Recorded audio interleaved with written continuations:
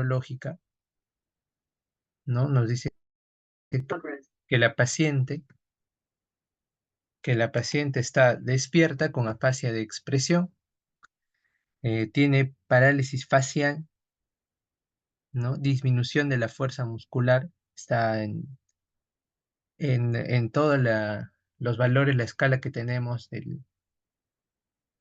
básicamente del 0 al 5, 0 sería que no hay nada, ¿no? Y 5 que está bien, correctamente, entonces vemos que no hay pérdida, ¿no? Significativa de la fuerza muscular, tiene hiperreflexia, lo normal para los reflejos, que hay que tener en cuenta es que es más 2, ¿no? Más 2 cruces o 2 puntos, y aquí tiene 3 de 4. Y finalmente tenemos lo de los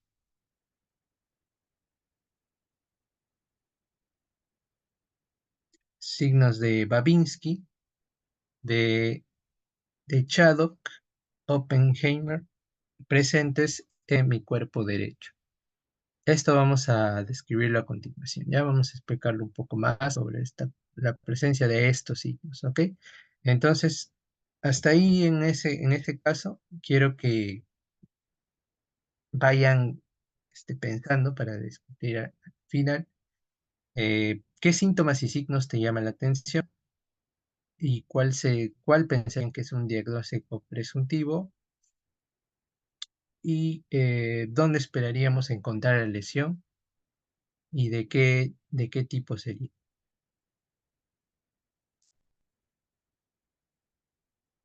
Bien, entonces, siguiendo el parte del cronograma, empezamos la vía piramidal, ¿ok? En la vía piramidal, ¿qué vamos a tener en cuenta? Primero, que hay dos componentes importantes, ¿no? Una motoneurona superior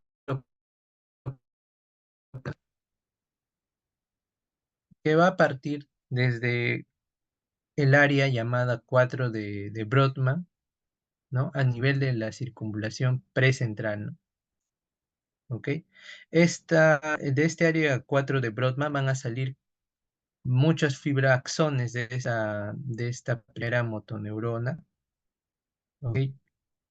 Y estos axones que se representan aquí con estas líneas forman como una especie de llamada corona radial que va, justamente, se van a ir juntando hasta llegar a lo que es la cápsula interna, ¿no? Que estaría aquí, ¿no? En este corte que tenemos en este corte que tenemos, ¿no? A nivel sagital, y vamos a ver que base específicamente se concentran por el brazo posterior, como aquí está de paréntesis. Y luego estas fibras van a llegar lo que es el pie peduncular del mesencéfalo, que aquí está donde está señalando mi puntero. ¿Ok? Y luego continúan ya entrando ya lo que es el tronco, empezando aquí el tronco encefálico, empezamos con el mesencéfalo, luego pasa a la protuberancia, los rodetes puntinos y luego a la pirámide vulvar, que es parte de lo que es el bulbo raquídeo, ¿no? Ahora, en el bulbo raquídeo, que hay que tener en cuenta, hay un quiebre ahí importante, que es la llamada decusación, ¿no? La decusación piramidal, justamente donde gran cantidad, casi el 90% de las...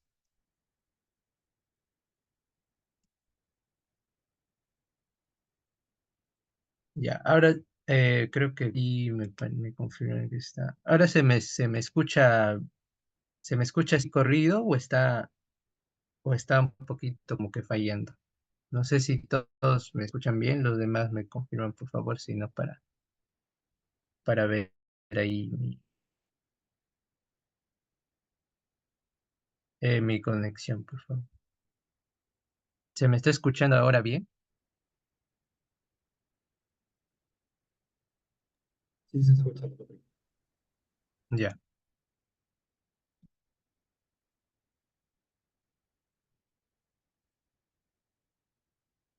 ya. Si se escucha demasiado, hay demasiados problemas, por favor Me avisaron que ahora sí está un poquito más estable. Ok, entonces les decía que casi el 90% de estas fibras vamos a tener que van a decusar, ¿no? A nivel de la pirámide vulvar, o la llamada decusación de las pirámides.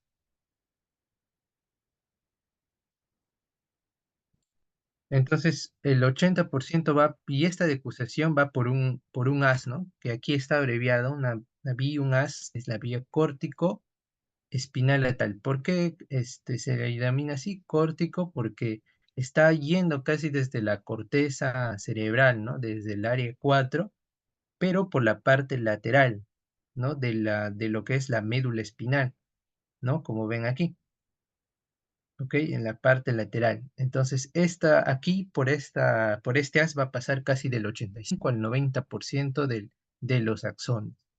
Pero en el caso del otro 10 a 15%, va a estar por un as abreviado aquí como córtico espinal anterior, que este de aquí no decusa hasta llegar más inferiormente, ¿no? O sea, todo va a llegar a decusar, pero el que la mayor cantidad, recuerden eso, va a decusar a nivel de la pirámide vulvar, ¿no? Pero estos 10% también decusa, pero más abajo en la médula espinal. No llega a decusar, pero lo principal, digamos, funcionalmente, ¿no? La mayor cantidad de fibras es la que decusa a nivel de la pirámide vulvar. Por eso vamos a ver que dependiendo de dónde se encuentre, pueden afectar el lado contralateral o sea, es decir, el lado opuesto del cuerpo, ¿no? Si es que es antes de esta decusación o si es que es, ya, a ver, mm,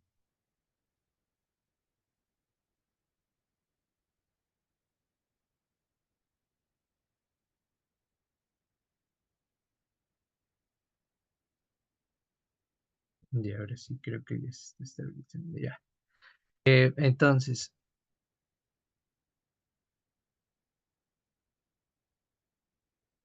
desde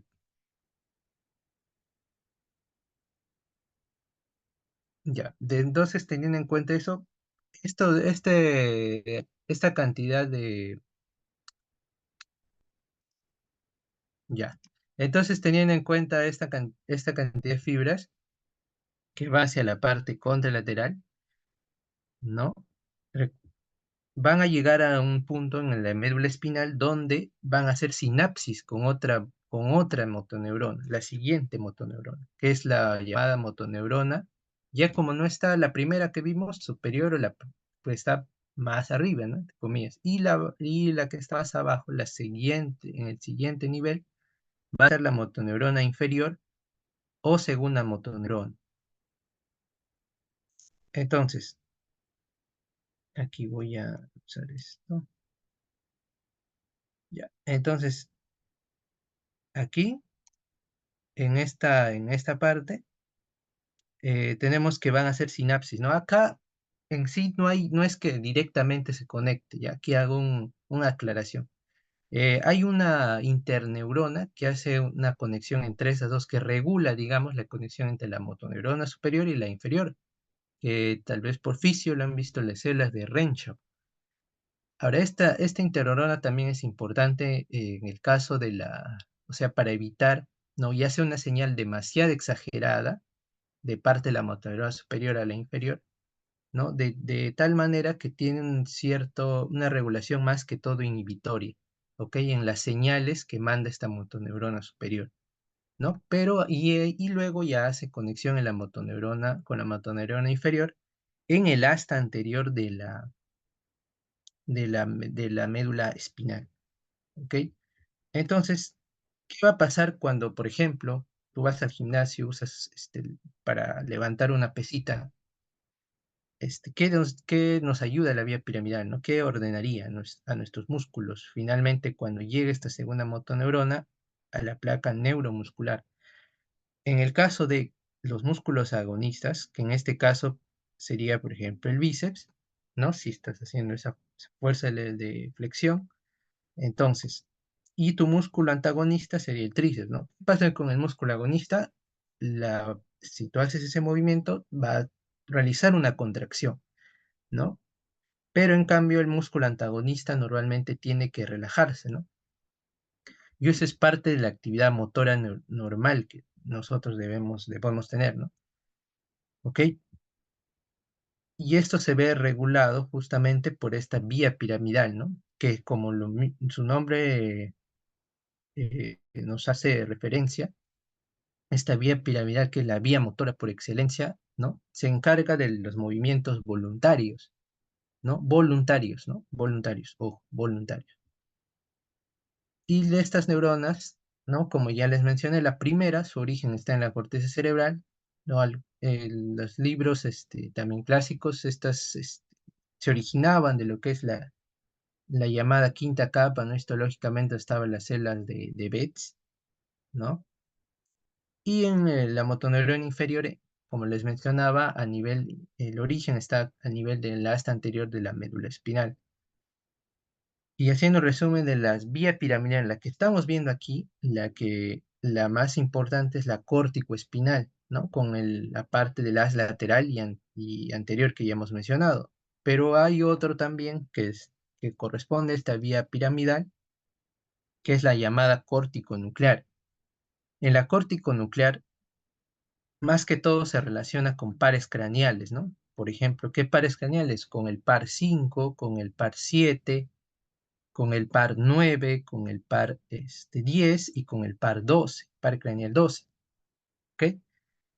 Con esos 5 pares craneales, por la presencia, ¿no? A nivel de sus núcleos, a nivel del tronco encefálico, vamos a tener que también hay relación, ¿no? La parte motora asociado al componente motor de estos nervios craneales, ¿ok? Pero principalmente vamos a explicar sobre todo la vía córtico-espinal, ¿no? Y un poquito por ahí relacionándolo con la vía córtico-nuclear, ¿no? ¿Ok? Pero esta es la vía piramidal clásica que vamos a encontrar como síndrome piramidal, ¿no? Se refiere más que todo a la afectación en la vía córtico-espinal, ¿no? Y de todo esto, sobre todo a la primera motoneurona, ¿no? Que hace referencia. Entonces, ¿qué vamos a tener aquí? La topografía de las lesiones, ¿no? Entonces, aquí para neuro, sobre todo, si se han ido dado cuenta, tiene bastante relación con la neuroanatomía, ¿no? Para ubicar dónde es la lesión y entender, por lo tanto, las afectaciones que puede producir la afectación a determinada área, ¿no? Y por lo cual es importante también tenerlo en cuenta. Por eso, aquí en esta diapositiva, principalmente vamos a hablar de qué va a pasar en este caso si se afectara determinada área, ¿no? Ya hemos visto que empieza desde la parte de la primera motoneurona, que parte de una circunvalación precentral, el área 4 de Brodmann, que aquí está de color rojo, representado aquí. Entonces, este área, ¿no?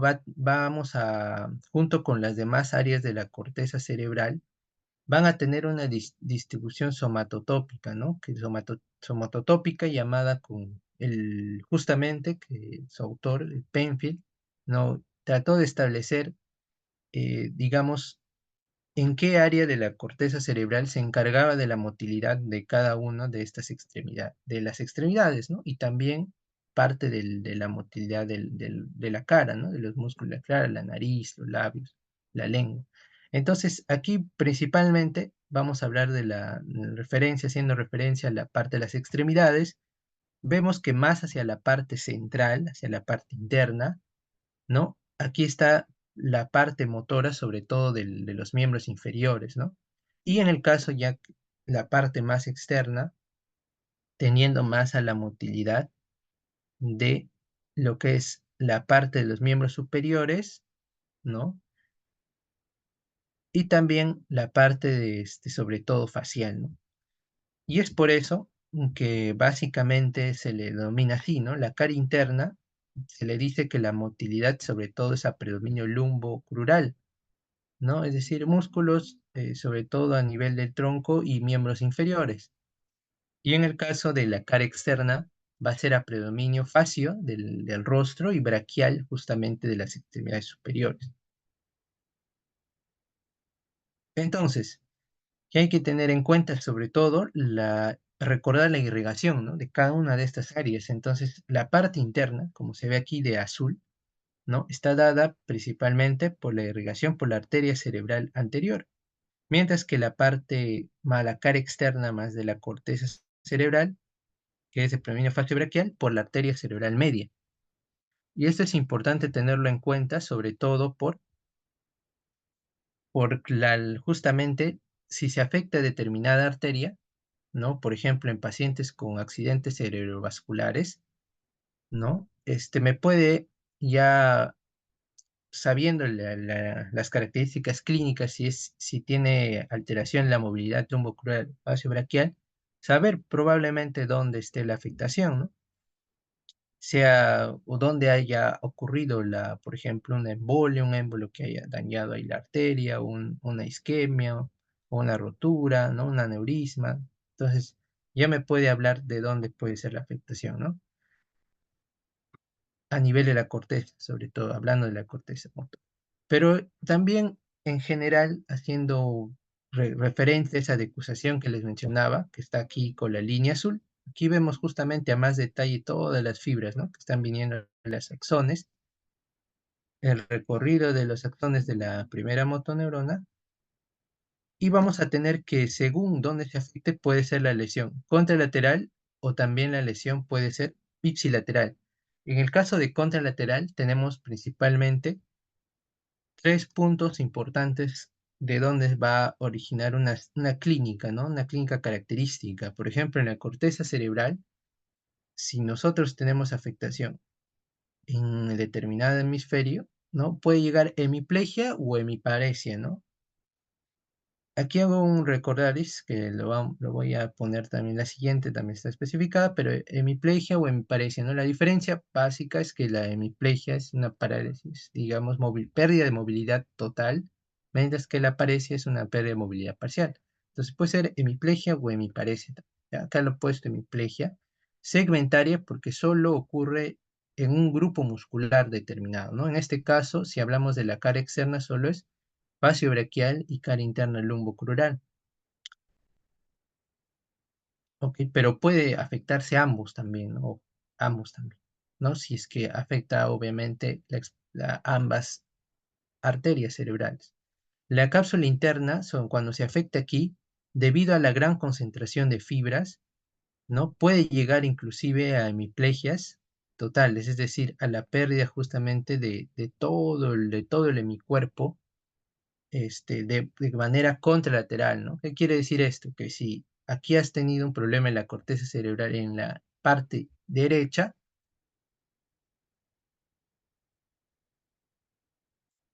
ajá, la hemiplegia segmentaria, o sea, puede ser hemiplegia, por eso hago referencia a este término, hemiplegia, hemi es la mitad del cuerpo, ¿no? Plegia en exclusiva hace referencia a una pérdida de movilidad total, es decir, que no, tú le evalúas al paciente y no puede mover nada de esa de mi cuerpo, o sea, nada, nada, ni siquiera un poquito, ¿no? O sea, eso es plegia, pero cuando se refiere a paresia es que tiene movilidad, o sea, tiene movilidad, pero está disminuida, está baja, pero hay siquiera movilidad, ¿ok? Por eso digo, o sea, aquí lo he puesto hemiplegia, pero también puede ser hemiparesia segmentaria, o sea, puede originar ya sea hemiplegia o hemiparesia, eso va a depender del grado de afectación, ¿no? Si es más severo, probablemente llegue a hemiplegia, si es más leve, un poco menos severo, va a llevar a hemiparesias, ¿no? ¿Ok? Haciendo esa aclaración, ¿no? Por aquí lo he puesto hemiplegia, ¿no? Pero puede ser hemiplegia o hemiparesia segmentaria. Segmentaria solo hace referencia a un grupo muscular, ¿no? Que se está afectando solo parte del grupo muscular, o sea, facio braquial de cara y miembro superior y lumbocrural de la parte de tórax y miembros inferiores. ¿Ok? A eso básicamente hacía la aclaración. Y la cápsula interna principalmente pues ya que como les mencionaba, hay gran concentración aquí de fibras, puede llegar a pérdida de la movilidad de todo el hemicuerpo, ¿no? ya no de una región, solo de una región, sino de todo el hemisferio. O sea, cara del lado contralateral, si es en la lesión en el lado, supongamos que es derecho, ¿no? De la cápsula interna del lado, en este caso hace referencia al izquierdo, si lo vemos así, ¿no? En este corte, por ejemplo aquí. Entonces, toda la clínica estaría del otro lado, que es el lado derecho. Hemiplegia total del lado derecho, haciendo referencia a esta imagen, ¿no? Y la siguiente, en el tronco encefálico, sí puede haber síndromes llamados alternos o cruzados, ¿no? ¿A qué hace referencia eso? Justamente les había mencionado de una vía córtico-nuclear, ¿no? Que también se le considera, o lo adecuado sería considerarlo también dentro de esta vía piramidal, ¿no? Por su relación estrecha que tiene, ¿no? Ya que aquí principalmente les mencionaba, están los núcleos de los pares craneales, ¿no? Como les mencionaba, del 5, del 7, del 9, del 10 y del 12. Entonces ahí está el facial, ¿no? El 7, el facial también. Entonces, debido a esa relación, principalmente la parte motora, sobre todo, va a ser total y contralateral. También porque, ¿por qué total? Porque les mencionaba que ahí hay gran concentración de fibras, ¿no? Mientras que en la corteza, digamos, las concentraciones van a estar dispersas a lo largo de toda la corteza motora, pero cuando se juntan, ya van juntándose a la cápsula interna y así sucesivamente, ahí están más concentradas, ¿no? Entonces, por esta lesión a nivel, ya sea de la cápsula interna o tronco, es mucho más severo, ¿no? Es más total, ¿no? Como afecta todo el hemicuerpo, ¿ok? Contralateral ojo, lado opuesto, no se olvide. Y en el caso del par craneal, porque aquí están presentes los núcleos, ¿no? Los núcleos están presentes a nivel de todo el tronco encefálico, ¿no? Por ejemplo, la protuberancia está principalmente del quinto, ¿no? En el caso del mesencéfalo está del séptimo, ¿no? Principalmente. Y luego en el bulbo, donde está más que todo el doceavo, el décimo, ¿no? Entonces, por esa presencia ahí de sus núcleos, justamente una lesión ahí también puede dar, no solo parte motora del hemiplegias, ¿no? Sino también puede dar alteraciones de la parte motora de estos pares craneales en específico, ¿no? De su función. Por ejemplo, en el facial puede haber toda la parte de la llamada, no hay expresión facial, parálisis faciales, ¿no? Porque no hay una buena función del núcleo del séptimo par.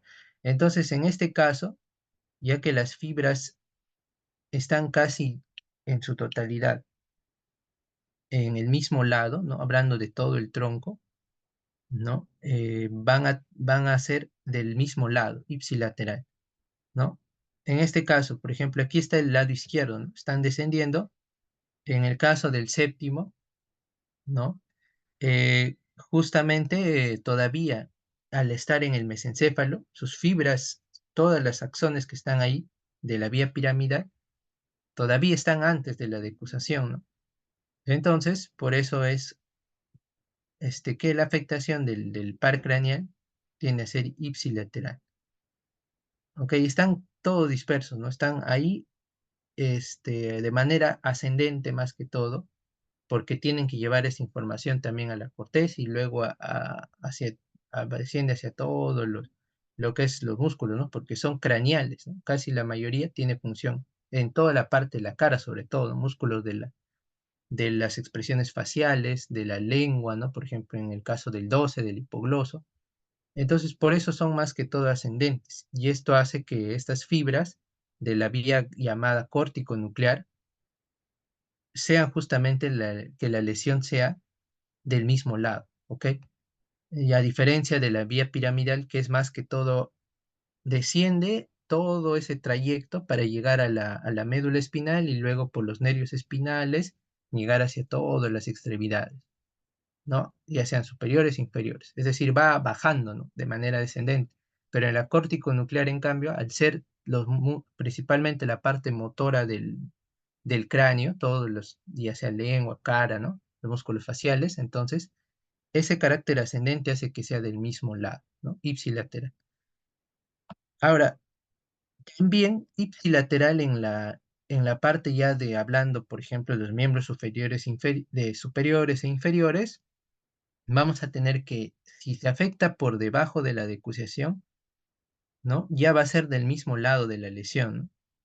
O sea, en este caso, si se afecta del lado izquierdo, ¿no? Aquí a nivel ya por debajo de la decusación el bulbo raquídeo, va a ser del mismo lado, ¿no? Porque ya las fibras ya cruzaron, ¿no? Ya decusaron. Entonces, si hay esa lesión, por lo tanto, ya no va a ser contralateral, sino del mismo lado.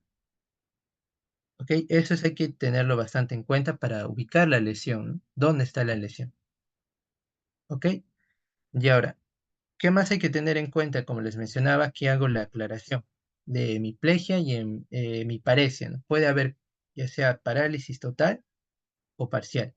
Y acá se habla de dos cosas también, ¿no? Otra clasificación que se le da es directa o alterna. Directa a otros, principalmente el área paralizada solo afecta un solo lado, un solo hemicuerpo, ya sea derecho o izquierdo, obviamente dependiendo de la lesión, del área de lesión.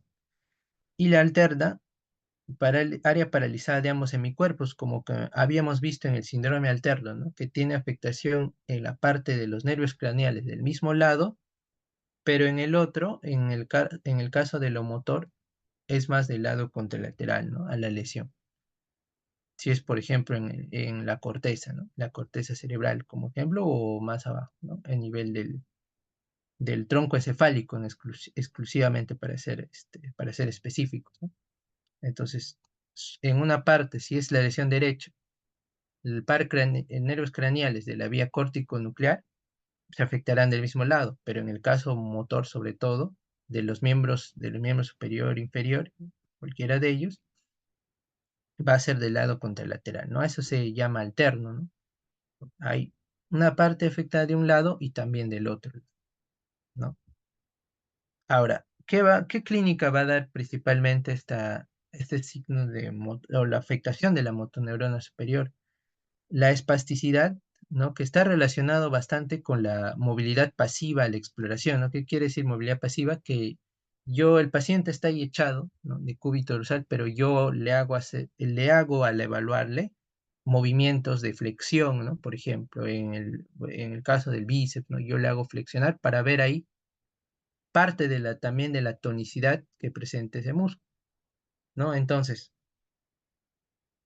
cuando hay espasticidad, se refiere, como les mencionaba, sobre todo a la relación de la resistencia, ¿no? ¿Cuánta resistencia ejerce ese músculo cuando yo le hago la flexión, por ejemplo, ¿no? Yo estoy haciendo, por eso es pasivo. Él no está haciendo el movimiento directamente, sino que yo le estoy haciendo la movilidad y ese músculo, por ejemplo, en caso del bíceps, ¿no? Si ponemos como ejemplo, puede estar bastante tonizado, quiere decir que se está contrayendo, ¿no? Tiene bastante contracción las fibras que están ahí. Se hace duro cuando tú lo mueves al movimiento pasivo, ¿no?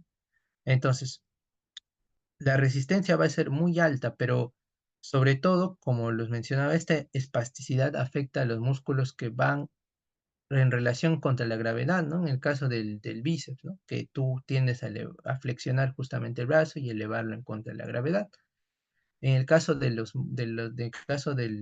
nivel de los muslos, ¿no? También a nivel de los bíceps femorales. Entonces, cuadríceps, ¿no? Entonces, en el, y esto hace que cuanto más deprisa sea el movimiento, o sea, tú más rápido haces que mueva a ese paciente el brazo, por ejemplo, el tono, esa contracción que hace, sea mucho más fuerte, más intenso. ¿No? Y eso es a lo que denominamos el signo de la navaja, ¿no?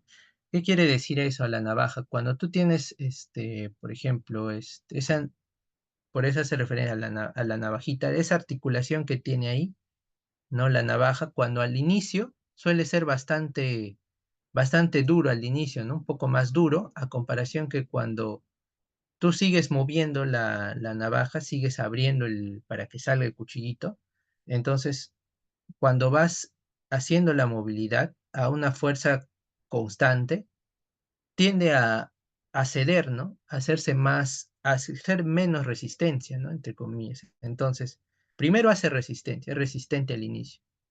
y luego, pum, suelta, ¿no?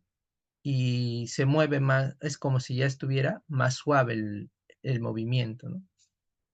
Entonces a eso le llaman el signo de la navaja, es navaja, eso mismo suele pasar en el caso de la movilidad pasiva, ¿no? Al inicio, si tú haces una fuerza constante, vas a encontrar alta resistencia, pero luego va a llegar un punto donde el músculo va a disminuir esa tonicidad y cede, ¿no? Cede y se flex y hace el movimiento normal, ¿ok? Sin hacer mucho esfuerzo. Entonces, a eso se refiere con el signo de la navaja. Y el otro que es la hiperreflexia, que se evalúa clásicamente en el examen físico. ¿Qué vas a encontrar? Vas a encontrar clonus, ¿no? ¿A qué se refiere clonus, no? Clonus hace referencia a contracciones involuntarias, ¿no? Ojo, involuntarias, no es que el paciente se le ocurra de manera, él decida esas contracciones, ¿no? Y son rítmicas, mantienen un cierto tiempo entre una y otra, ¿no? Y son generalmente inagotables. ¿Qué quiere decir con esto? Que mientras tú hagas estímulos motores, ¿no? De movimientos pasivos a una extremidad, ya sea por ejemplo el brazo o en caso del miembro inferior a la pierna, entonces tú sigues haciendo ese movimiento, una cierta fuerza para que se mueva y este va a hacer contracciones, se va a empezar a contraer involuntariamente haciendo movimientos rítmicos. Y mientras tú sigas haciendo ese movimiento, va a seguir el clonus, va a persistir, ¿no? Por eso es inagotable. O sea, continúa mientras tú hagas la fuerza para hacer ese movimiento pasivo, el clonus sigue presente, ¿no? Y cuando tú ya no hagas no ejerzas ninguna fuerza ni para hacer el movimiento, ¿no? Por ejemplo, en el brazo, ¿no? Tú no hagas flexión ya, detengas ahí tu examen, entonces el clonus desaparece, ¿no? Solo es a la movilidad pasiva. Entonces, esto es el ejemplo de la alta resistencia también que presenta. Y esto es repentino, ¿no? Porque cuando tú haces el examen, ahorita lo vamos a ver con un video para que sea más claro, ¿no? En el pie, por ejemplo. Entonces, ¿tú qué movimiento vas a hacer? Tú principalmente, acá vamos a poner, tú principalmente vas a hacer la flexión del pie, ¿no? La flexión, dorsiflexión del pie, sosteniendo aquí con una mano, como se ve ahí primero en esta imagen, ¿no? Se ve que lo que tú estás haciendo es con una mano fijar la parte por detrás del tobillo, ¿no? Para que con la otra mano tú hagas ese movimiento, ¿no? De dorsiflexión justamente hacia la flexión hacia arriba, ¿no? Ahorita vamos a verlo. Entonces, con una cierta fuerza que normalmente tiene que ser, digamos, este movimiento que hace con la mano que hace la dorsiflexión, va a ser un movimiento, cuando tú haces el examen físico, va a ser un movimiento, varios movimientos, ¿no? O sea, varios estímulos de dorsiflexión que tienes que ejercer a una cierta fuerza y cierta velocidad, ¿no? Y esto va a despertar este clonus, ¿no? Estas contracciones. Entonces, aquí vamos a verlo. Entonces, el explorador, vamos a verlo, mira, el explorador hace una cierta fuerza, ¿no? En este caso hay respuesta rápida, ¿no? Hace fuerza y el clonus justamente es estas contracciones que hace, ¿no? Son movimientos rítmicos, si se dan cuenta, ¿no? La amplitud es casi la misma, ¿no? Entre la flexión y la extensión que hace el pie. Entonces hay flexión y extensión, flexión, extensión. De esa manera, y esto mientras hay estímulo, mientras tú con tu mano sigas haciendo fuerza, ¿no? Este clonus no se detiene, ¿no? Hasta que tú todavía sueltas, relajas todo eso, y ya ahí recién se detiene, ¿ok? En el caso del reflejo a nivel patelar de la rodilla también se puede, ¿no? Por justamente tú qué haces ahí, de qué manera despiertas el clonus, haciendo una extensión del tendón rotuliano, ¿no? Con una mano fijas en la parte por debajo de la rótula, ¿no? Parte del tendón rotuliano y por encima es donde vas a hacer principalmente la presión, ¿ok? Entonces, aquí les dejo un momento el video para que vayan viéndolo. Entonces, ahí miren cómo se da la presión, ¿no? En la parte superior.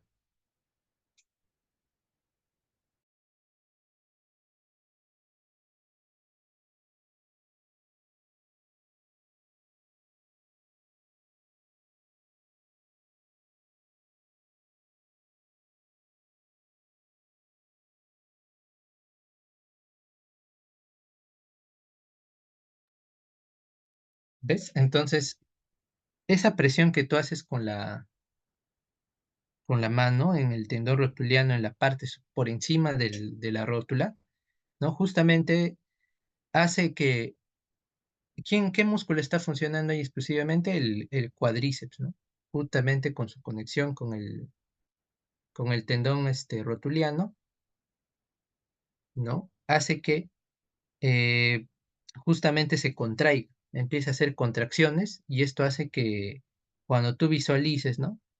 Este, justamente estas contracciones se visualizan mejor cuando tú haces también presión en el lado inferior, ¿no? O sea, es como una fijación, ¿no? Pero el que hace el movimiento, el que va a hacer, este solo es como la extremidad fija, ¿no? Pero el de la parte superior es la que va a hacer la fuerza para estimular ese tendón y por lo tanto al músculo cuádriceps, ¿no? Del muslo, ¿ok? Y por eso se da este clonus, ¿no? A nivel patelar. Es donde principalmente se evalúa el clon. Ahora, ¿qué más vamos a tener como parte de esto? La diseminación de los reflejos quiere decir que a veces cuando tú evalúes, ya sea en el pie, por ejemplo, el reflejo aquiliano, ¿no? La parte del reflejo plantar, cutáneo plantar. O sea, tú puedes, a veces, con esta diseminación, va a tener estímulos también más allá o en la parte más allá de la zona de normal de estimulación, ¿no? ¿Qué quiere decir esto? Aquí hago un pequeño dibujito rápido, que por ejemplo, tú tienes aquí un piecito, ¿ya? Entonces, yo normalmente para estimular el tendón el aquiliano, por ejemplo, el reflejo, yo haría aquí con mi martillo, ¿no? Aquí un golpe, en el sentido de esta flecha. Pero ¿qué pasa? Con esta diseminación de los reflejos, yo incluso ya no hago principalmente la zona de unión del tendón quiliano, sino también podría estimularlo inclusive golpeando o haciendo ciertas maniobras con la mano, pero más allá de la zona de lo que es el tendón aquiliano, más arriba, ¿no? De la propia inserción. Entonces, la estimulación más allá de esta zona normal, que es donde se debe estimular, poco más arriba, ¿no? También me genera la misma respuesta, ¿no? Es decir, de dorsiflexión del pie, ¿no? En el caso del reflejo aquiliano. Entonces, por zonas cercanas, también voy a poder generar la misma respuesta que si yo evaluara aquí, ¿no? Y eso se refiere a la diseminación de reflejos, básicamente. Zonas cercanas, ¿no? La evaluación de zonas cercanas a la zona normal donde yo evalúo los reflejos me puede generar la misma respuesta. Y finalmente la policinesia quiere decir que hay numerosos movimientos en respuesta, ¿no? O sea, cuando tú evalúas el reflejo aquiliano, la dorsiflexión puede variar sobre todo en la amplitud y a veces en la velocidad, ¿no? Pero como dice hiperreflexia, o sea, son más intensos generalmente, ¿no? Cuando tú evalúas el reflejo aquiliano, la respuesta va a ser mucho más fuerte. La flexión que haga el pie ahí y la extensión, la flexión, la extensión va a ser mucho más intensa. Por eso es hiperreflexia, ¿no? Y ahora aquí haciendo la aclaración nuevamente ya vimos de plegia y paresia, ¿no? Que puede darse ambos en una lesión de una motoneurona superior. Plegia, no se olviden, pérdida completa y pérdida parcial, que hay algo de movimiento siquiera, es paresia. Listo. Ahora, vamos a tener otro signo justamente que veíamos en el caso clínico, ¿no? El signo de Babinski. El signo de Babinski hace referencia a la evaluación de un reflejo cutáneo plantar, ojo, en la planta del pie, ¿no? Que es patológico.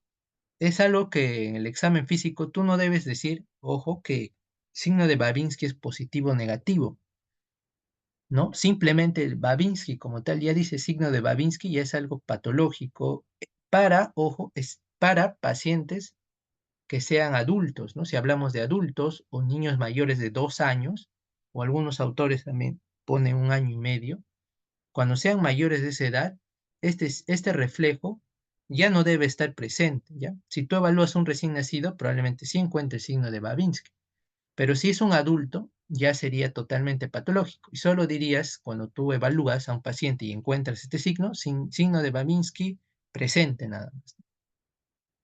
Y listo. No positivo o negativo, porque no existen tal, o sea, basta que esté presente y es algo patológico, ¿no? Entonces, basta con decir signo de Babinski presente. Eso hago la aclaración. ¿Ok? Entonces, ¿cómo evaluamos, no? Básicamente, cutáneo plantar justamente refiere en la piel de la planta, de la estimulación de la planta en la piel. Entonces, con un objeto romo, que puede ser a veces otros pueden usar un bajalengua, o a veces los martillos tienen algo para estimular con un borde no filoso, ojo, no filoso porque le puedes lastimar si no planta al paciente.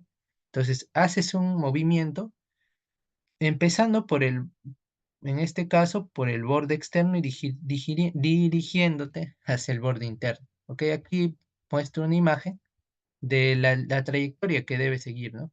Con la punta de este objeto romo, vas a seguir por el borde externo del pie hacia la parte interna, ¿no? Siguiendo esa trayectoria, ¿no? Aquí está, ¿ves? Desde casi el talón, un poquito más hacia allá, el borde externo, siguiendo el borde externo hasta llegar, cuando estés cerca de los dedos, empiezas a ir hacia la parte interna, ¿no? Hasta el dedo pulgar.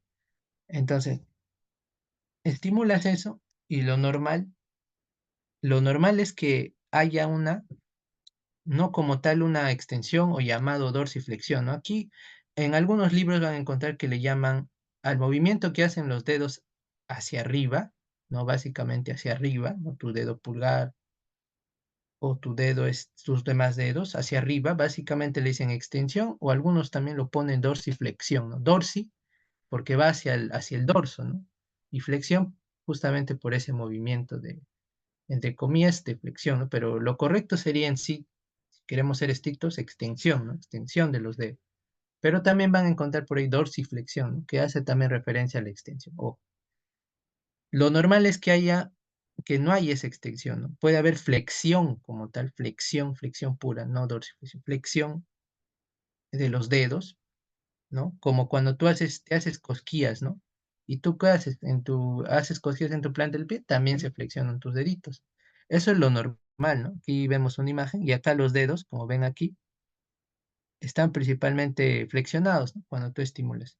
Pero aquí ven que están extendidos, ¿no? Eso es lo patológico. Y se dice, ¿cómo se describe esta extensión, no? Se describe que primero se extiende el dedo pulgar, ¿no? Del dedo gordo y luego los otros 4 dedos, ¿no? Siguiendo una forma de abanico, ¿no? ¿Qué quiere decir eso? Que primero se extiende el segundo, luego el tercer dedo, luego el cuarto y luego el quinto, ¿no? Como que se abriera un abanico. Por eso le dicen así, ¿ok? Eso es común encontrarlo en la descripción. Ahora aquí vemos, he traído un video también. A ver,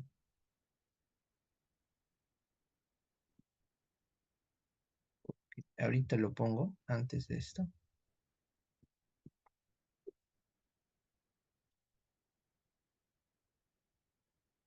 Sí,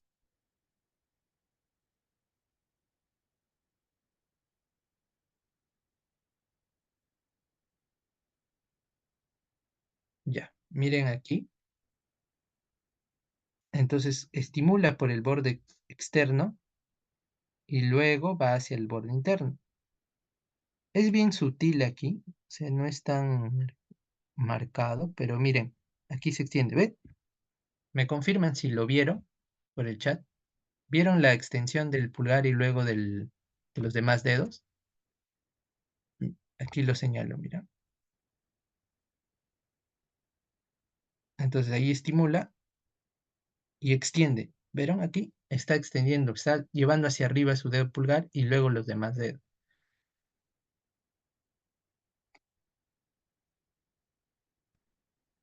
Ok, se pudo ver ese,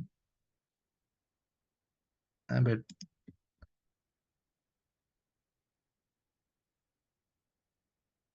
lo hago un zoom, a ver, para que, aquí creo que ya, ahora sí,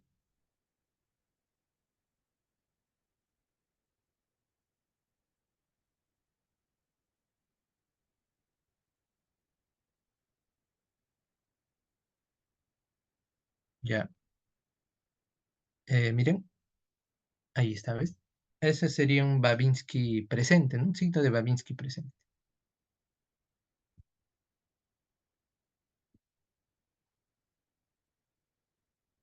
También otra forma de evaluar esta misma respuesta es a través de otras maniobras, ¿no? Que le llaman sucedáneos de Babinski. Aquí básicamente usan bastantes epónimos. Aquí he puesto los más comunes, con más sensibilidad que se pueden encontrar y los que más se pueden describir en el examen físico, ¿no? Por ejemplo, el caso del signo de Shadow, cómo se logra estimulando el borde externo del pie. Entonces,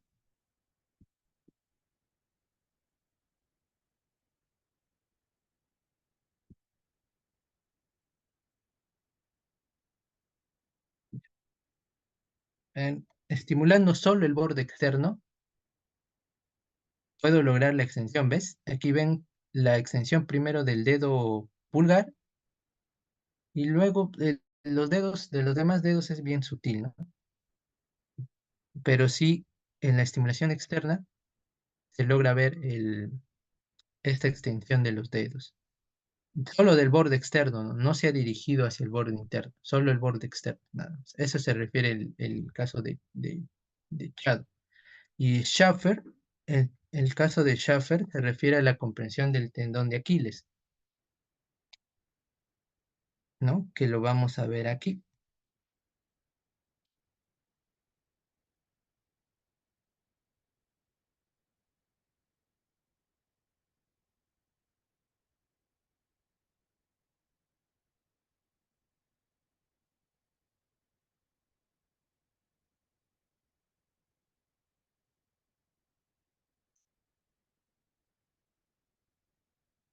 ¿Ok? Entonces aquí ven que el paciente el examinador comprime el tendón de Aquiles en esta parte y logra también la extensión, ¿no? Y ahí justamente se paró en la extensión, ¿no? Ven aquí el dedo pulgar y luego se están extendiendo los demás dedos. El otro que es Oppenheim es por una fricción en la cresta tibial. Con tus dedos, el pulgar y el índice, los juntas y en la cresta tibial, que es esa prominencia que tenemos en la línea media del tobillo, ahí tú haces una fricción y vas a poder también encontrar el signo de Babinski, como se ve aquí.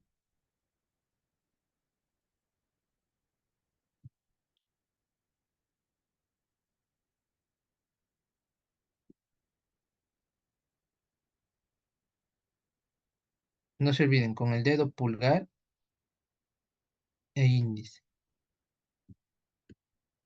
¿no? El dedo pulgar y el índice. ¿Ven? Aquí está la extensión también del pulgar y luego de los demás dedos, ¿no? ¿Ves? Estímulo acá, hacia abajo, ¿no? Siguiendo de arriba hacia abajo, la cresta tibial y luego se produce la respuesta. Luego tenemos el signo de Gordon, que es por la compresión de la pantorrilla, ¿no? Justamente los gastrocnemios, ¿no? De los gemelos. Entonces tú comprimes, ahí está, mira, va a ser compresión con el pulgar y los otros cuatro dedos, y también genera esa extensión, ¿no? Miren aquí,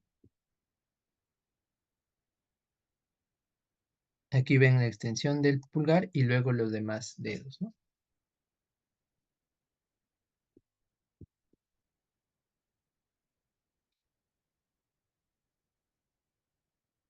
Y ahora entonces, hay un clínicamente llamado el síndrome de la primera motoneurona y la segunda motoneurona.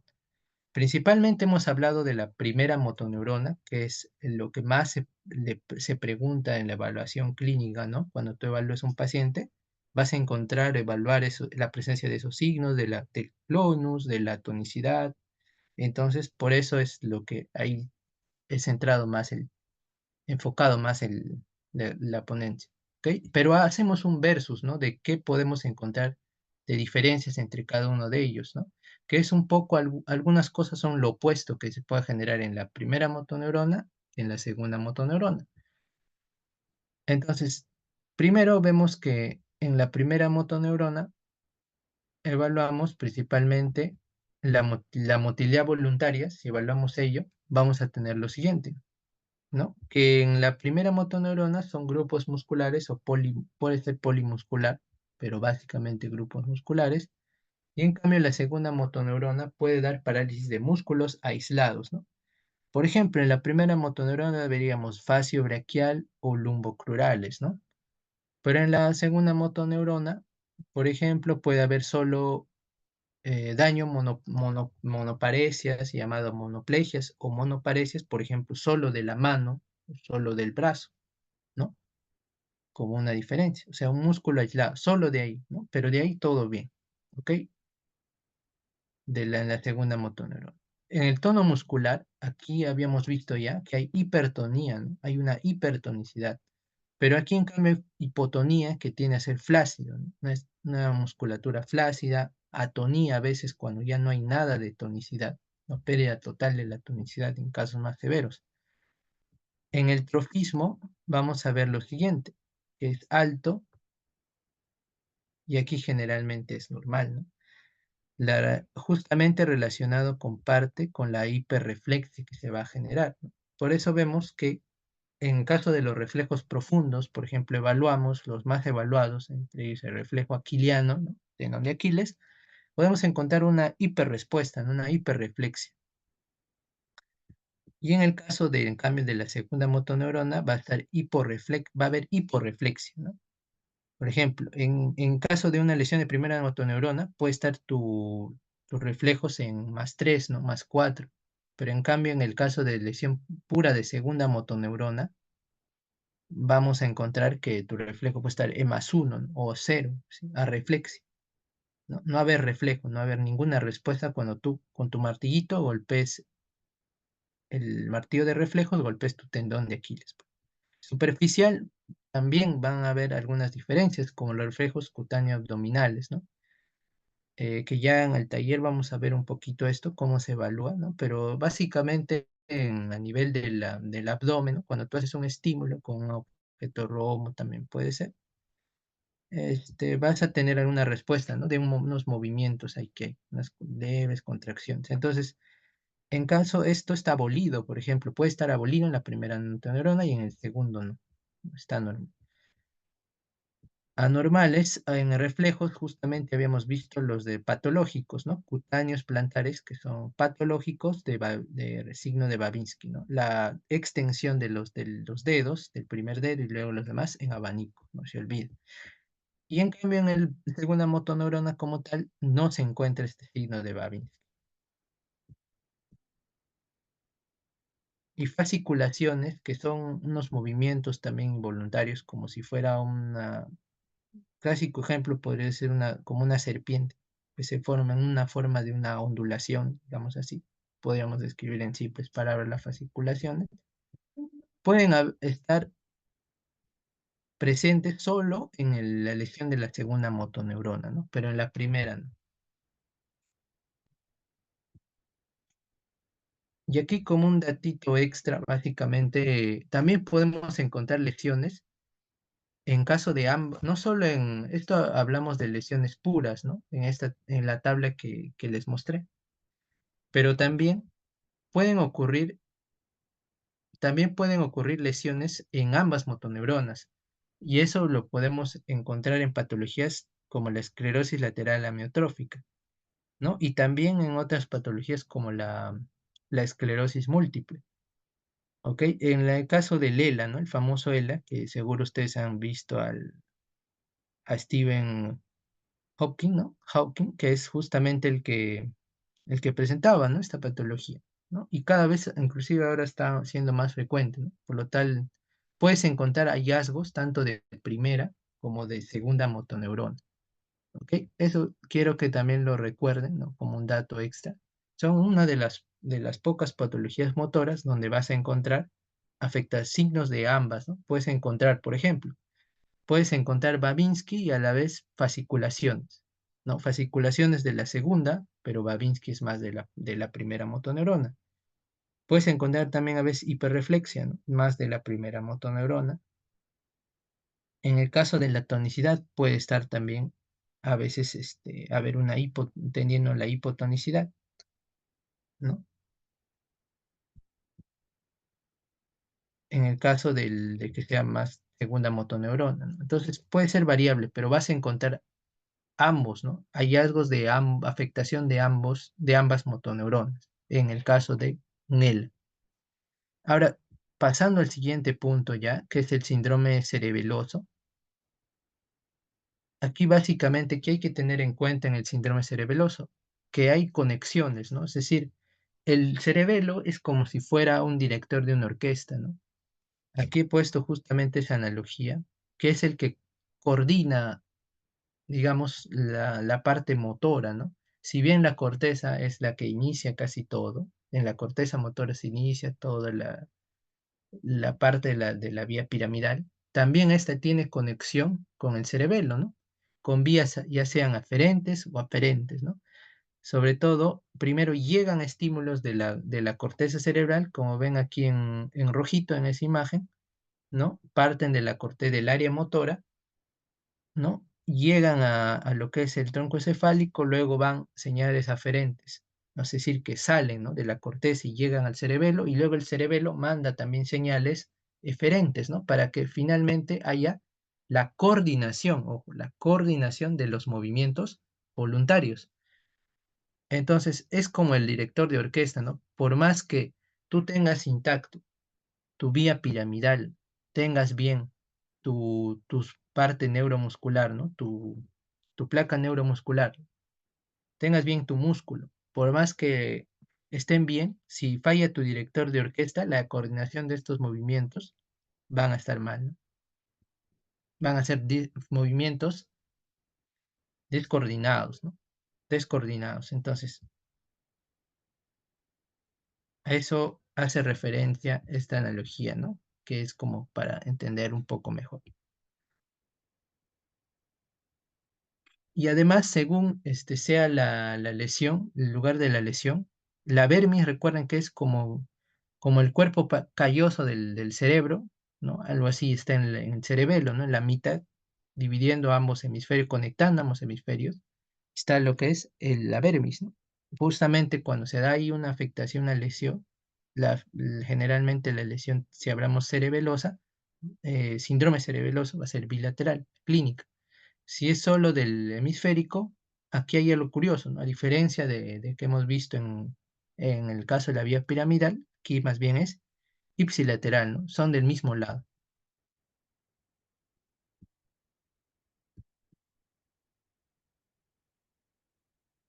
¿Qué vamos a tener? ¿Qué manifestaciones clásicas, digamos, en afectación cerebelosa? Vamos a tener la ataxia, ¿no?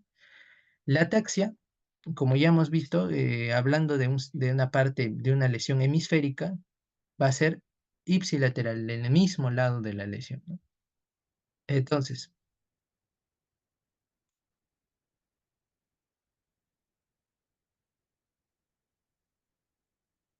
ya. Y algo también que hay que tener en cuenta es que en la ataxia generalmente no se presenta un llamado signo de Romberg.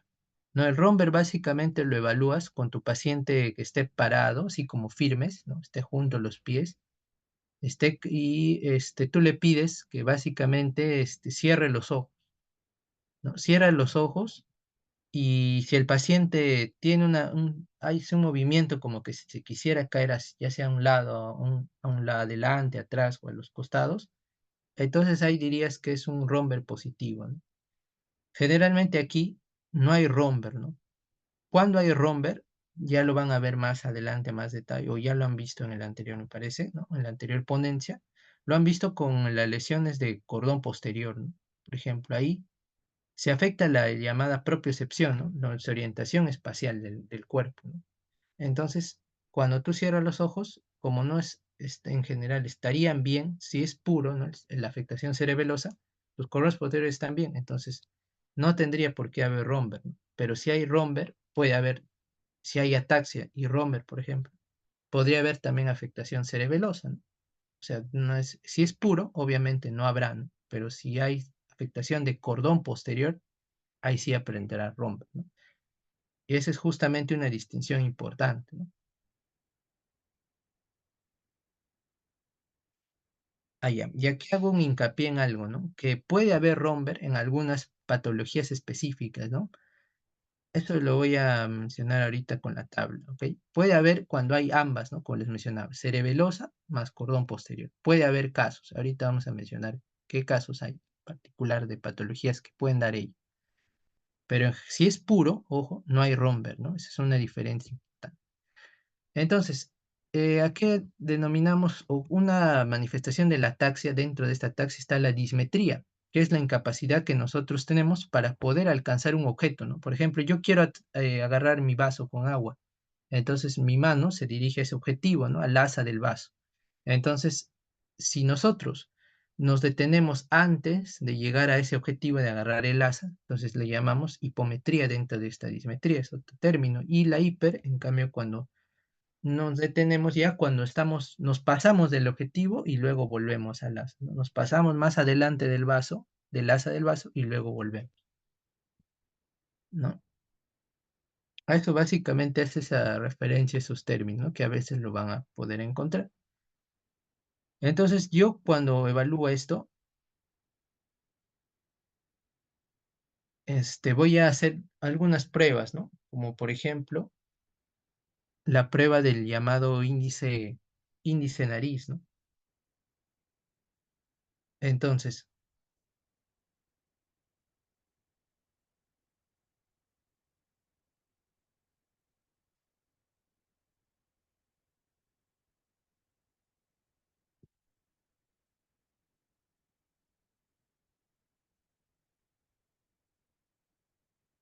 a ver, vamos a...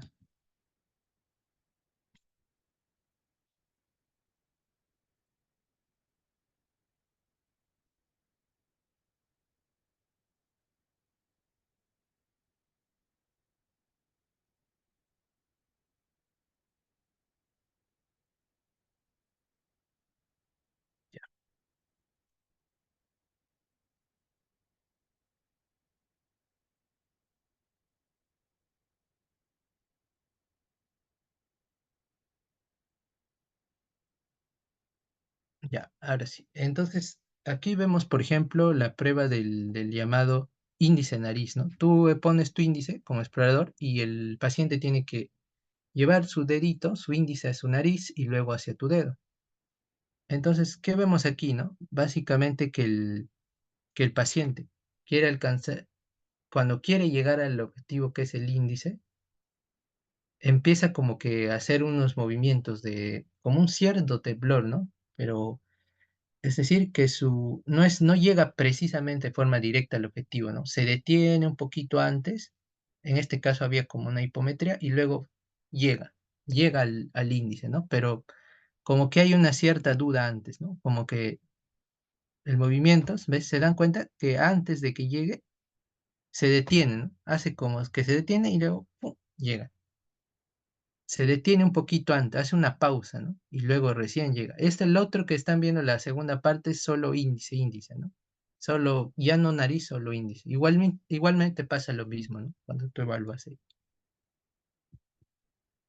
Luego tenemos el caso de los temblores. También puede haber trémolo temblor, justamente que se ve también ahí en el paciente, ¿no? Que hace un ligero temblor antes de llegar a agarrarle el índice del explorador. Entonces aquí se le llama temblores oscilatorios, ¿no? Que son también involuntarios, o sea, no lo controla el paciente, no es que él decida temblar, ¿no? Es algo que es involuntario. Y es de intención porque justamente cuando tú haces una acción que es llegar a ese, en el caso de la prueba del dedo nariz, de la prueba nariz índice, tú lo que quieres es llegar al índice, ¿no? Entonces es tu movimiento de intención de llegar ahí. Cuando tú tienes esa intención, ese movimiento, de querer realizar esa acción, empiezas a hacer ese temblor, ¿no? Y es generalmente rítmico, ¿no? Tiene cierto, el número de esos temblores se dan casi de manera rítmica, ¿no? Entre el vaivén de un lado a otro, es casi el mismo, ¿no? Ahora, también tenemos, justamente aquí, cuando tú agarras un vaso,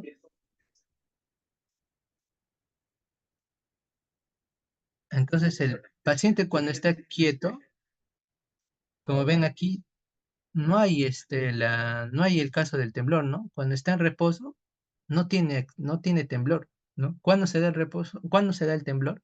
Cuando empieza a querer agarrar, en este caso, el asa de la taza, ¿no? ¿No? Ahí se da, ¿ves? Mayor cantidad de temblor. Cuando está quieto, casi no hay, ¿no? Quiere llegar se concentra en llegar a ese objetivo, empieza a temblar, ¿ok? Ese es el temblor de intención, ¿no? Y este es justamente en una lesión cerebelosa. En la disdiadococinesia, una palabrita un poco difícil, esta disdiadococinesia básicamente hace referencia a la incapacidad para hacer movimientos rápidos y alternantes. ¿Qué quiere decir eso? Se evalúa con esta prueba, ¿no? Cuando tú pides al paciente que golpee su dorso y su palma, ¿no? Con sus muslos, así rápidamente. Ambas tienen que coordinar, ¿no? Es decir, las palmas deben estar en un momento hacia arriba y tus dorsos deben estar también golpeando y luego tus palmas así, ¿no?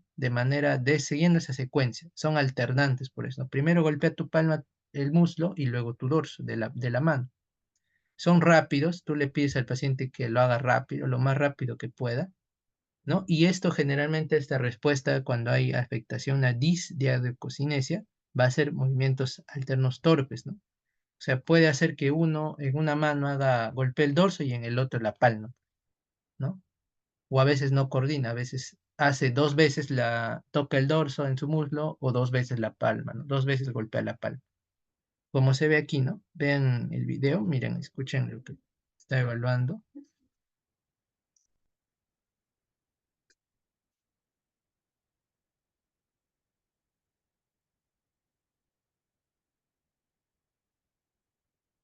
Ujú. Entonces ahí ven, ¿no? Que no hay una coordinación. A veces hace 2 veces el golpe con el dorso, o a veces 2 veces con la palma, o a veces uno hace de manera lenta, ¿no? Porque justamente no hay una buena coordinación ahí, ¿no? En esos movimientos llamados alternantes, ¿no? Así le llaman. La marcha, principalmente, la marcha va a ser como la de un ebrio, un borrachito, ¿no? Que tiene una base amplia, sus pies están separados, quiere tener una base amplia de sustentación, ¿no? De apoyo, ¿no? Y sus pasos, cuando camina, generalmente también hay descoordinación. Y la marcha en tándem es cuando básicamente tú juntas, es como cuando tú caminas en una línea muy delgada, ¿no? Poniendo tu talón sobre la punta del otro pie, básicamente como que juntando tu talón con la punta del otro pie, luego talón, la punta del otro pie. Entonces, de esa manera, caminando como si estuvieras caminando en un espacio muy delgadito, esa es básicamente la evaluación en tándem, ¿no? Un pie delante del otro, juntando tu punta y el talón del otro. Aquí vamos a ver la evaluación, por ejemplo, de este paciente de la marcha con una lesión cerebelosa.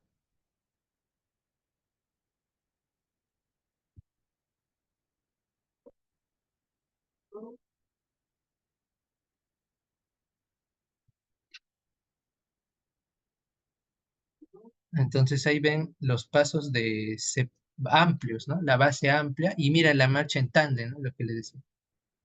¿Qué pasa? Necesita apoyarse, ¿no? Normalmente alguien que está, entre comillas, sano, no necesita tanto apoyo, ¿no?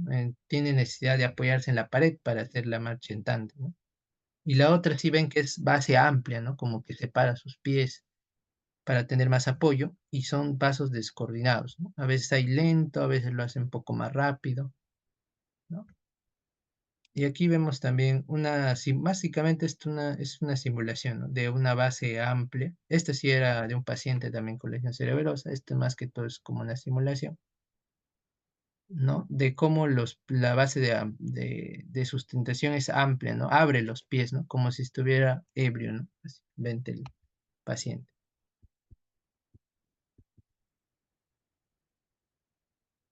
Y dentro de las etiologías, aquí ya lo dejo, esto está en el caso de la diapositiva, y destacando aquí las que les mencionaba, que pueden dar lesión de cerebelo y cordón posterior, ¿no? Es decir, que pueden presentar romber positivo y a su vez la clínica que estábamos viendo, ¿no? ¿Cuáles son esas patologías? La ataxia de Friedrich, por ejemplo, ¿no? Que es más de origen congénito. Esclerosis múltiple también aquí presente. Con esta lesión del cordón, puede haber lesión de cordón posterior y a la vez cerebelosa. ¿Ok? Ahí podría haber romper, casos de romper positivo. En estos, generalmente, las otras etiologías como tumores en la parte posterior, donde está nuestro cerebelo, en la fosa posterior, o ACVs en la circulación cerebral posterior, infecciones, traumas o alguna cuestión metabólica del metabolismo, entonces es muy raro, ¿no? No dan generalmente ese signo de romper positivo.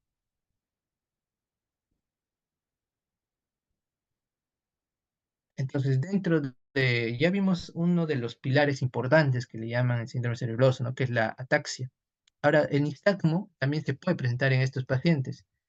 ¿Qué es el nistagmo, no? El nistagmo son movimientos rápidos que hace el ojo, ¿no? Cuando tú pides que lo mueva desde la parte lateral hacia medial, ¿no? Movimientos horizontales, que es como se evalúa realmente, vas a ver que hace contracciones involuntarias rápidas, ¿no? Como que la pupila del ojo se va a ver que se mueve, ¿no? Como que hace un movimiento de contracción rápida. Ahorita lo vamos a ver con el ejemplo. Y aquí ese movimiento, esa contracción rápida que hace, es el nistagmo, una contracción rápida, involuntaria, le llaman de rebote también en algunos libros van a ver, ¿no? Nistagmo de rebote porque pareciera como que se haría un rebote, ¿no? Cuando llega a la parte lateral, la pupila hace como un pequeño rebote. Y se puede asociar a vértigo, ¿no? Central. ¿Por qué? Porque es a nivel del cerebelo. Vértigo es la sensación que todo gira, ¿no? Nuestro alrededor. La paciente siente que todo gira a su alrededor. Eso le llaman vértigo.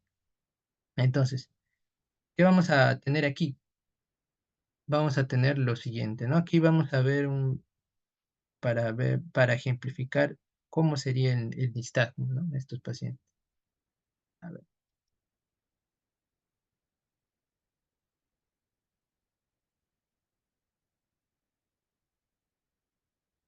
que se aclara un poquito, lo voy a repetir.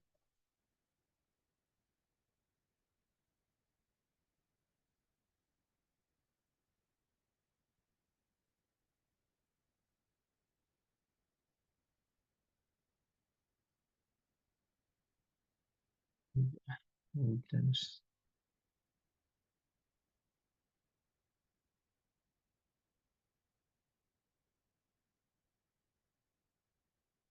ahorita lo pongo otra vez, ¿ya? Porque está un poco...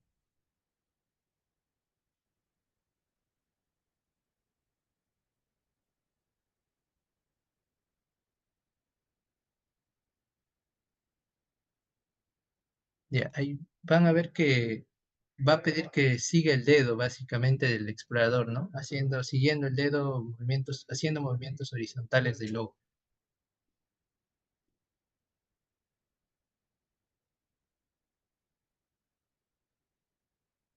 El movimiento es muy rápido, ¿ok? Cuando van a ver que cuando es hacia la lesión, o sea, por ejemplo, en este caso era la lesión hacia el lado eh, derecho de la paciente. Entonces, cuando está llegando hacia el lado derecho, el ojo, el movimiento horizontal, hacia la parte medial, si es el ojo izquierdo, ¿no? En este caso que se está viendo en la imagen, va a ser como un movimiento rápido, así como que como un temblor, digamos así, una contracción, que le llamamos un temblor rápido, movimiento de izquierda a derecha rápido, así rapidito, pero breve, pero no amplio, ¿no? Sino así sutil nada más, movimiento de izquierda a derecha, así sutil y rápido. Ahorita creo que no está ando bien, pero así lo buscan, como un nistagmo de rebote, y pueden encontrar también ahí algunos más ejemplos, pero básicamente hacia la lesión es más marcada esta contracción, este nistagmo. Aquí sí puede haber hipotonías, ¿no? Como flacidez, el músculo puede estar flácido, hiperlaxo, Y los reflejos en el caso de, sobre todo cuando tú evalúas el reflejo a nivel del tendón rotuliano, puedes encontrar reflejos pendulares, ¿no? Que la rodilla como que cuando está sentado el paciente en una capilla, se va a mover en péndulo, como un péndulo, como tú tuvieras en este caso el punto fijo es la rodilla y lo demás el miembro, la pierna y el pie se mueven como un péndulo, ¿no? Como estarían oscilando.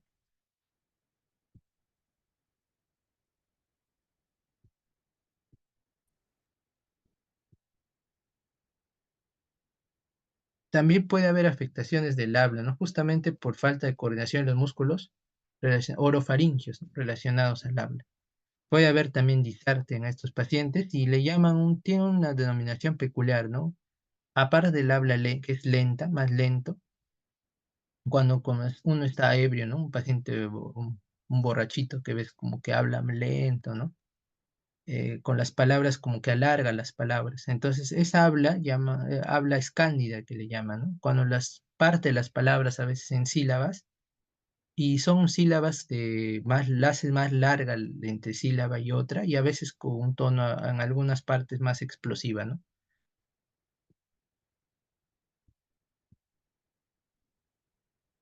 Y esto le denominan en inglés scanning pitch, speech, ¿no? También. Que, como que ahí he puesto un ejemplo como que tienden a separar las sílabas, ¿no? Por ejemplo, diría Constitución, ahí Perú, de ahí bruscamente puede decir Perú, rápido, P y ahí Ru, ¿no? Como que separa bastante la sílaba. A ver, no sé si acá